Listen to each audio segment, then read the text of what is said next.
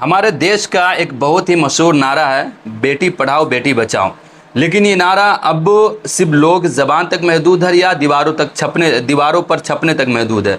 और ये बातें मैं इसलिए कह रहा हूँ कि जिस तरह कोलकाता के आरजी मेडिकल कॉलेज में जिस तरह का हादसा, जिस तरह का दुर्घटना पेश आया, वो इंसानियत को शर्मसार करने वाली है। और एक बेटी के लिए, हिंदुस्तान में एक बेटी के सेफ्टी के लिए बहुत ही अफसोस की बात है। दरअसल हुआ ये कि कोलकाता के आरजी मेडिकल कॉलेज में 31 साल की एक ट्रेनी डॉक्टर थी जो अपने 36 घंटा के शिफ्टिंग पर थी। जो ट्रेनी डॉक्टर होती है, दरअसल वो मास्टर्स की डिग्री हासिल कर रही होती है। इस दौरान वो ड्यूटी करती है और उन्हें इस दौरान कॉल पे रहना होता है, लेकिन वो इस दौरान आराम भी कर सकती है। लेकिन जब उसे कॉल आए, अगर किसी का कॉल आता है तो उन्हें दोबारा ड्यूटी पर आना होता है और पेशेंट को देखना होता है। उस रात उस ट्रेनी डॉक्टर ने अपने घर वालों से बात की और घर वालों को आखिरी गुड नाइट कहकर फ़ोन रख दिया। उसके बाद से वो अपने ग्रुप के साथ खाना ऑर्डर करती है और उसी हॉस्पिटल के तीसरे मंजिल पर, जिसमें वो सेमिनार है, वहाँ बैठकर खाना खाती है। उस सेमिनार हॉल में जो पेरिस ओलंपिक चल रहा था, जिसमें नीरज चोपड़ा का मैच चल रहा था, और वो ये भी कहा जाता है कि वो नीरज चोपड़ा को सपोर्ट कर रही थी। उसके बाद से उस गेम के, उस मैच को ख़त्म होने के बाद उस सेमिनार हॉल से सारे लोग बाहर आ जाते हैं। उस सेमिनार हॉल में लगभग 40 या 50 लोग बैठने की कैपेसिटी थी। मैच ख़त्म होने के बाद सारे लोग बाहर आ जाते हैं, लेकिन उस ट्रेनी डॉक्टर को थकावट की वजह से नींद आ जाती है। फिर रात के 3 बजे एक इंटर्न आती है और उसे ज़रूर जगाती है एक रिपोर्ट देखने के लिए। फिर उसके बाद उसे नींद आ जाती है। लेकिन अगले दिन सुबह 9 अगस्त को उसी सेमिनार हॉल में उस ट्रेनी डॉक्टर की डेड बॉडी मिलती है, जिससे साफ पता चलता है कि इसके साथ रेप किया गया।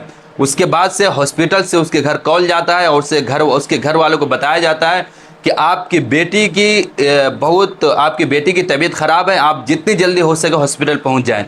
फिर थोड़ी देर बाद उसी नंबर से उसके घर वालों को कॉल जाता है। उसके घर वालों को ये बताया जाता है कि आपकी बेटी ने सुसाइड कर लिया है। लेकिन इस कॉल के जाने के बाद उसके घर वालों को इस बात पे यकीन करना मुश्किल हो रहा था। और मुश्किल इसलिए हो रहा था क्योंकि उस लड़की के पास ना तो कोई ऐसी मजबूरी थी, ना उस मिजाज की थी कि वो इस तरह का कदम उठाए। सारे मामले की जाँच सीबीआई को जाँच के लिए सौंप दिया जाता है। सीबीआई की जांच के रिपोर्ट आने के बाद खुलासा होता है कि इस लड़की का बलात्कार हुआ, इसका गैंग रेप किया गया। जिसके बाद से पूरे हिंदुस्तान में जो मेडिकल कॉलेज के जो स्टूडेंट हैं वो इंसाफ की मांग को लेकर सड़कों पर उतरते हैं और सरकार के खिलाफ एहतजाज करना शुरू करते हैं। उसके बाद से जो आरजी कर हॉस्पिटल के जो प्रिंसिपल है संदीप घोष, जब उससे इस घटनाक्रम के बारे में पूछा जाता है तो वो इतनी बेशर्मी से ऐसा जवाब देता है कि जिसको बताना शर्म आती है। वो इंटरव्यू में ये कहते हैं कि आखिर ऐसे क्या ज़रूरत थी कि 3 बजे रात को वो लड़की उस सेमिनार हॉल में गई। उसके बाद से जो कोलकाता की सरकार है, ममता बनर्जी की जो सरकार है, जो उस हॉस्पिटल के प्रिंसिपल है उसको सज़ा देने के बजाय, उसकी लापरवाही की सज़ा देने के बजाय उसको दूसरे हॉस्पिटल में ट्रांसफ़र कर दिया जाता है। फिर उसके बाद से उस हॉस्पिटल के स्टूडेंट इस बात को लेकर नाराज़ होते हैं और सड़कों पे उतर आते हैं।